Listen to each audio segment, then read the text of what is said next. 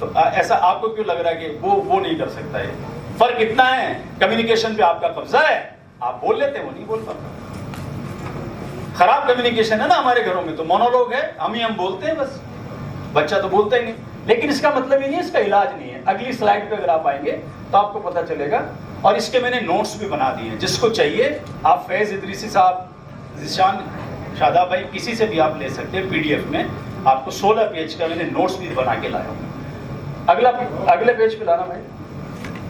तो बच्चे को लाइफ स्किल सिखाइए, यानी कानपुर में तो मैंने तो अभी तक, मैं पहली ऐसी किसी प्रोग्राम में आया हूँ जहाँ बच्चों को लाइफ स्किल्स या ऐसा हुनर सिखाया जा रहा है जो उनको कैपेसिटी बिल्डिंग कर रहा है, उनकी क्षमताओं को बढ़ा रहा है।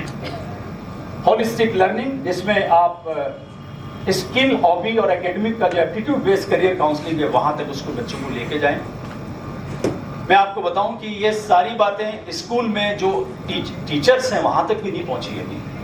इसलिए आप टीचर्स के ऊपर भी एक, स्कूल में भी एक दबाव बनाएं कि सर हमें लाइफ स्किल्स और होलिस्टिक लर्निंग की तरफ हमारे बच्चों को लेके जाएं। अगर आपको ऐसा नहीं लगता ऐसा क्या होता है, तो आप जापानी, चाइनीज, वियतनामी वीडियोस देख सकते हैं कि वो किस तरह से अपने बच्चों को स्कूल से फौरन निकलने के फौरन बाद एक जिम्मेदार सिटीजन में बदलने की स्किल सिखाते हैं। मेंटल हेल्थ के लिए, जैसा मैंने आपसे कहा, बच्चों के साथ जो भी हम बातचीत करते हैं वो जजमेंटल फ्री होनी चाहिए। जैसे ये कह देना कि अरे तुमने साइंस पढ़ी, तुम्हें नहीं पता, या बच्ची को ये कह देना अरे तुम औरत हो क्या हो, या बच्ची के सामने अपनी बीवी से ये कहना कि तुम्हारी माँ ने तुम्हें। जिन बच्चों को एजुकेशन और स्किल से मजबूत बनाना है, और जिन बच्चों का वक्त का 80 से 90% जिन लोगों के साथ बीतता है, मैं तो उन्हीं से बात कर रहा हूं। मेंटल हेल्थ में अगर किसी को लगता है तो प्रोफेशनल की वो मदद ले सकता है, और जैसे उसके साथियों की तुलना करके आपने, या स्कूल में वो बुलिंग का शिकार हुआ है, अब स्कूल में जाते हैं वहां पर कुछ ग्रुप्स बने हुए हैं जो नस्ल के नाम पे, या धर्म के नाम पे, या पहचान के नाम पे, या कपड़ों, किसी के भी नाम पे क्लास या ग्रुप्स बन जाते हैं बच्चों के। आपके बच्चे के साथ बुलिंग हुई, आप उस बुलिंग को एड्रेस नहीं करना चाह रहे। वो बुलिंग तो घर में भी हो रही है उसके साथ, गुंडागर्दी हिंदी में। तो इसका इलाज क्या है? इसका इलाज ये कि आप उसके सपोर्ट में पीयर सपोर्ट ग्रुप बना लें। क्या मतलब है? मेरे बेटे को शौक है फुटबॉल का, उसके दोस्तों को घर लाके उसकी पार्टी करवाओ, इनके साथ खेला कर। आपके बच्चे को शौक है कंप्यूटर गेम खेलने का, तो कंप्यूटर गेम खेलने की बजाय कंप्यूटर गेम में जो कोडिंग सिखाते हो, जिशान साहब से आके मिल लो। ऐसे और कितने बच्चे हैं, उस पीयर ग्रुप में उसको डाल के उसको भी बताओ ये दुनिया की मीडिया से बड़ी इंडस्ट्री होने जा रही है 2030 में, और तुम इसमें से अपना हिस्सा कैसे ले सकते हो। उसे गेमर से कोडर में कन्वर्ट करा दो। ये आर्ट है मेरे भाई, पेरेंटिंग। पीयर ग्रुप बना, पीयर कंपैरिजन उसे बर्बाद कर रहा है, पीयर सपोर्ट उसे उठा देगा। तो होशियार होना चाहिए माँ बाप को। और क्या कर सकते हो? क्रिटिकल थिंकिंग डेवलप कीजिए, उसमें करियर की रिसर्च कीजिए, और टेक्नोलॉजी बाउंड्रीज बना दीजिए। ठीक है ना? जो मैं अपने घर में करने जा रहे हैं, बच्चा उसकी कॉपी कर रहा है। और जिसको मैं अपनी जबान में कहता हूं लीजर गैजेट। इसका मतलब क्या है? ये आपके साथ टॉयलेट में भी जाएगा और बेड में भी जाएगा। और बच्चा क्या देख रहा है इसकी गारंटी आप नहीं ले सकते। क्यों? ये तो आप भी कर रहे हैं। इसलिए मेरे भाई, पेरेंटिंग के ऊपर सारी बुनियादें रखी हुई हैं।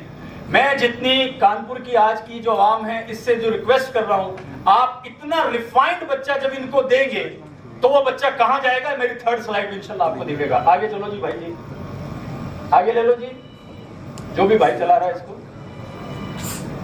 ये पेरेंटिंग की स्कीम है, schema that's your planning can be applied with your words.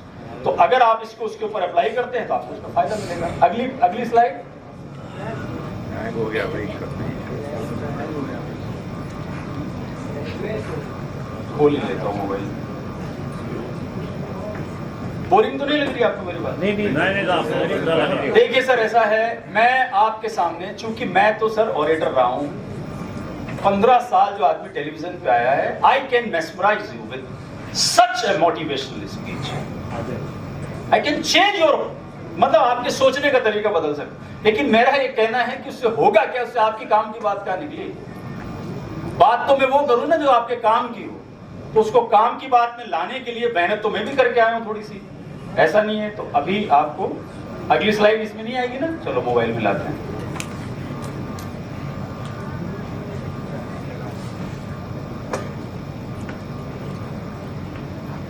Slide मेरी थी करियर पे। तो माँ बाप ऐसी क्या तैयारी करेंगे जिससे आपके बच्चे का करियर रेडी बच्चा हो। देखिए एएसडीसी आपके बच्चों को जो सिखा रहा है ना, वो कैपेसिटी बिल्डिंग के लिए वो चीजें सिखा रहा है जो उसे रोजगार में कहीं ना कहीं लगा देंगे। लेकिन मेरा ये कहना है कि पूरी दुनिया में जो A++ जॉब्स हैं, वहां तक की तैयारी तो आपको करनी पड़ेगी भाई। मैं आपसे कहता हूं, एक छोटी सी मिसाल मैं आपको दे रहा हूं कि अमेरिका की किसी यूनिवर्सिटी में पढ़ने के बाद में वहीं पर असिस्टेंट प्रोफेसर लगने वाली तैयारी कौन करेगा? एएसडीसी में होगी क्या? वो माफ करना चाहता भाई हैं, ज्यादा ऊंची बात नहीं करनी है ना, वो तो आप करोगे ना जी। उसकी तैयारी क्या है वो देखो अगली स्लाइड में। सो करियर में आपके सामने 4 ऑप्शन है। जाहिर सी बात है, एक STEM है, science technology economic engineering mathematics, एक कॉमर्स, एक ह्यूमैनिटीज और एक इंटरडिसिप्लिनरी। सो आपका बच्चा उसमें, नेक्स्ट स्लाइड में, आपका बच्चा उसमें किस लायक है इसको पता करने वाला डॉक्यूमेंट मैंने बना दिया है। वो शादाब भाई से आप ले सकते हैं, जिशान साहब से ले सकते हैं। उसमें आप तलाश कीजिए आपका बच्चा कहाँ है, क्योंकि वो मैं सारी बात यहाँ पे बोलूंगा तो उसमें टाइम चला जाएगा बहुत सारा, और वो 1-to-1 गुफ्तगू में पता चलता है। और ये जब आपको पता चल जाए तो मैं इसका आपको गोल्डन टाइम बता देता हूँ। ऐसा आप कब करें? ऐसा आप करें जब आपका बच्चा 8th या 9th स्टैंडर्ड में, क्योंकि करियर बनाने के लिए सब्जेक्ट सिलेक्शन उसकी बुनियाद है। वो विषय क्या लेगा और विषय कब लेगा? वो क्लास 11 में। और क्लास 11 में जब वो एक सब्जेक्ट ले लेगा तो जाहिर सी बात है कि बाकी सब्जेक्ट के दरवाजे बंद कर लेगा वो। मिसाल के तौर पे किसी बच्चे ने PCB लिया, फिजिक्स केमिस्ट्री बायोलॉजी लिया, तो जाहिर सी बात है कि उसने आर्ट्स ह्यूमैनिटीज का दरवाजा बंद कर लिया। सो उसने सब्जेक्ट किस आधार पे लिया? मैं ASDC के साथ मिलकर इंशाल्लाह एक प्रोग्राम मैं अपनी तरफ से जो लॉन्च करने जा रहा हूं और 26 तक इंशाल्लाह ले आएंगे, कोशिश करेंगे। भाई साहब मैं भूल जाऊं तो याद दिलाना मेरे को। वो ये है कि क्या बच्चों का साइकोमेट्रिक टेस्ट करके ये मालूम किया जा सकता है क्या कि इसे 11वीं में कौन सा सब्जेक्ट दिलाएं, और इसकी तैयारी जो कोचिंग में लगती है, क्योंकि पूरी दुनिया में जिन बच्चों के करियर बनते हैं वो नौकरी से और जॉब से नहीं बनते। करियर उन बच्चों के बनते हैं जिनका डिजायर्ड हायर एजुकेशन इंस्टीट्यूट में एडमिशन हो जाता है। आपको क्या लगता है, कोई बच्चा पटवारी लग गया उसकी लाइफ बनी, या उस बच्चे की बनी जिसका IIT मुंबई में सिलेक्शन हो गया? किसकी बनी जिंदगी? तो हायर एजुकेशन इंस्टीट्यूट में एडमिशन से लाइफ बनती है भाई। हम क्या कर रहे हैं, 12th क्लास तक खूब एंजॉय करते हैं, फिर उसके 87-90% आ गए, उस मार्कशीट को लेके हम पूरे गांव शहर में घूमेंगे, फिर खाला फुप्पी चच्ची सबकी हम माला पहनेंगे, उससे स्वागत करवाएंगे अपना, और फिर हमारा बच्चा 12th की मार्कशीट लेके बैठेगा और फिर पापा से कहेगा, पापा कहां फॉर्म भर दूं? पापा जी को भी इतना ही पता है, वो कहेंगे बीकॉम कर लो। कहां से कर ले? पास वाली कॉलेज से कर लो। ये बात कहने का आपका आधार क्या है? What is the scientific grounds for this talk? इस एडवाइस का वैज्ञानिक आधार क्या है? कुछ नहीं, बस मुझे समझ में आया, मैंने बोल दिया। और जहां तहां बच्चों से करियर की एडवाइस ले रहे हैं, और बच्चा था किसी काम का, हो गया कहीं खराब। इसलिए ये सब्जेक्ट में कि आपके बच्चे को स्टेम में यानी साइंस टेक्नोलॉजी इंजीनियरिंग मैथमेटिक्स में या कॉमर्स में या ह्यूमैनिटीज में या इंटरडिसिप्लिनरी कहां जाना चाहिए। आपके बच्चे को शौक है खाना बनाने का, ठीक है जी, हम उसको ठूसे पढ़ेंगे तो फिजिक्स पढ़। जब हम समझ रहे हैं कि इसकी सारी चीजें, तो एक्सपर्ट के पास जाइए ना। 9th क्लास में 10वीं क्लास में एक्सपर्ट के पास जाके बैठ जाइए, कंप्लीट उसकी पूरी लाइफ को डिस्कस कीजिए। आप वो आपको बता देगा मैडम ये बनेगा शेफ, और ये 5 स्टार में दुबई में इसकी नौकरी लग गई तो इसको 10 लाख रुपए महीने तनख्वाह कोई नहीं रोक पाएगा। हम पकड़ ही नहीं पा रहे वो बात। हम कह रहे हैं नहीं तेरी पुप्पी के लड़के ने जो है फिजिक्स ली थी और उसके बाद में उसका selection national institute of technology में हो गया, तू भी फिजिक्स पढ़, क्या मतलब? इसलिए मैं कह रहा हूं कि determination of career smart parenting का सबसे बड़ा टूल है, अगर आप अपनी औलाद को कामयाब देखना चाहते हैं तो। सो 4 में से वो किधर जाएगा, ये चार्ट आप देख लेना, ठीक है जी। आगे चलो जी। हाँ, इसकी डिटेल आपको उस डॉक्यूमेंट में मिलेगी, है ना। और आगे चलो। अब आती है जी बात, वो जो एएसटीसी आपसे करना चाहता है, और वो क्या है? वो ये है कि भाई साहब, हमने आपको सिखाई माया, हमने आपको सिखाया अर्नोल्ड सॉफ्टवेयर, हम आपको सिखाने जा रहे हैं वीडियो एडिटिंग वगैरह वगैरह, ठीक। 2030 में से इसमें से कौन सी स्किल जिंदा रहेगी, कौन सी मर जाएगी, कोई बता सकता है? उस बच्ची ने कितना अच्छा बताया हमको कि क्वांटम कंप्यूटर तो तुम्हारी दुनिया उल्टा के फेंक देगा, नई दुनिया ले आएगा तुम्हारे सामने। सो बाय 2030 तुम्हारे बच्चों के पास ऐसे कौन से करियर ऑप्शन हाथ में होने चाहिए जिसकी वजह से उसकी जिंदगी बन सकती है। हिंदी में डॉक्यूमेंट आपको मिलेगा ट्रांसलेट होके, दे दिया मैंने। वो क्या है? सबसे ज्यादा अपॉर्चुनिटीज आएंगी हेल्थ एंड लाइफ साइंसेज में, और इसमें health care giving, biotech, genomics, nutrition, medical data, mental health, epidemiology. हम अभी जूझ रहे हैं इसी बात से कि बच्चे को बायोलॉजी दिलाएं कि नहीं दिलाएं।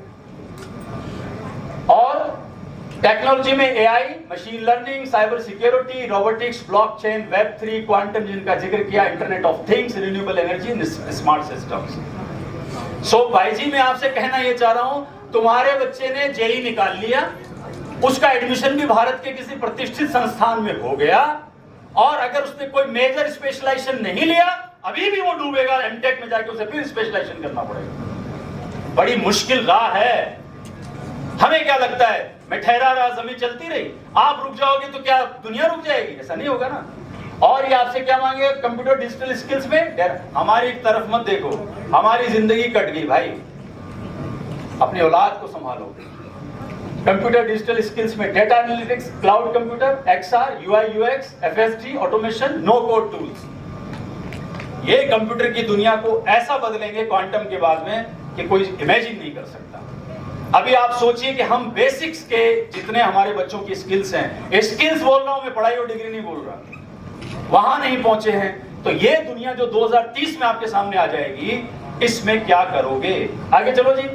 ह्यूमैनिटीज का बच्चा भी ऐसा ना सोचे उसके लिए कुछ नहीं है। Soft art, humanities, arts, creatives के अंदर क्या होगा? ये दुनिया ज्यादा से ज्यादा डिजिटल कंटेंट की मांग करेगी, क्योंकि लोग पढ़ते नहीं है, अब सिर्फ वीडियो देखते हैं। तो कितना डिजिटल क्रिएटर आप पैदा कर सकते हैं? स्टोरी टेलिंग, बात कहने का हुस्न कितना है तुम्हारे अंदर? Design thinking, cultural intelligence, sound designing, scripting के अंदर बेशुमार लोगों की जरूरत पड़ेगी। Critical thinking, adaptability, resilience, EQ, leadership और पीपल मैनेजमेंट, इंटरपर्सनल और कॉग्निटिव थिंकिंग्स में आपसे 2030 में लोग मांगे जाएंगे। और कमाल की बात क्या है कि जिस तरह की डिग्रियां हमारे हाथों में होंगी, उस तरह के लोग चाहिए नहीं होंगे, और जिस तरह की डिमांड होगी ऐसे लोग नहीं मिलेंगे। इसको मैं ऐसे बोलता हूं, निवाले को मुंह नहीं, मुंह को निवाला नहीं। और लास्ट जो इमर्जिंग फील्ड है और जो नीश है, वो क्या है? स्पेस सिक्योरिटी स्किल्स, अंतरिक्ष में जाके सुरक्षा करनी है भाई जी आपको, ऐसे लोग चाहिए। और क्लाइमेट चेंज वाले, बायो इन्फॉर्मेटिक्स, मेटावर्स ट्रेड और एआई के एथिक्स की चीजों को तय करने वाले लोग, पॉलिसी वाले लोग चाहिए होंगे। ये स्किल्स हैं जो 2030 तक आपको चाहिए होंगे। अगला चलाओ जी, नेक्स्ट पेज। कंप्यूटर वाला चला जाता है। ये मेरा क्यूआर कोड है, अपना अपना मोबाइल निकालो, इसको स्कैन कर लो, और किसी किसी को ऐसा लगता है कि भाई साहब हमारे सवाल का जवाब अभी हमें नहीं मिला, आप मेरे को डायरेक्ट कांटेक्ट कर सकते हैं इंस्टाग्राम की मैसेजिंग में। मैं पूरी कोशिश करूंगा कि मैं आपके सवालों का जवाब दे सकूं, और उसमें अगर 1-to-1 पेरेंट के साथ में, निशान साहब, अगर हम करियर ऑप्शन और डिस्कशन में अगर पेरेंट्स को साथ लेके बैठ पाए तो होगा ये कि आप, और करियर एक ऐसी चीज है जिसमें हर बच्चे का एक अलग मिजाज है। इसको साइंस खुद साबित करता है कि किसी भी एक इंसान के आंख की जो नक्शा होता है, जिसे आइरिस कहते हैं, वो किसी दूसरे इंसान से नहीं मिलता। अंगूठे का निशान 6 अरब लोगों तक नहीं मिलता किसी से। तो अल्लाह रब्बुल इज्जत ने तो सबको ही अनोखा बनाया है। सो कोई माँ बाप ये ना सोचे कि मेरा बच्चा उस जैसा नहीं है, उसके लिए आपको एक्सपर्ट के पास जाना पड़ेगा। अरे भाई छींक आ जाए, बुखार हो जाए, तबीयत खराब हो जाए, वायरल हो जाए, एमबीबीएस डॉक्टर के पास जाते हो कि नहीं जाते हो? तो एक्सपर्ट के पास आप जाते हैं, आपको पता नहीं है, लेकिन बच्चों को या मेंटल हेल्थ को या करियर को डिस्कस करने के लिए जाने में क्या शर्म है? ये तो आपके बच्चे की जिंदगी का सवाल है। मेरे से कोई खराब बात निकली हो तो मैं उसकी माफी चाहता हूँ और अल्लाह रब्बुल इज्जत के हुजूर में तौबा करता हूँ। और अगर कोई अच्छी बात लगी हो तो मुझे आप दुआ दे सकते हैं। आपका कोई सवाल हो तो आप प्रोग्राम के बाद में भी पूछ सकते हैं। शुक्रिया।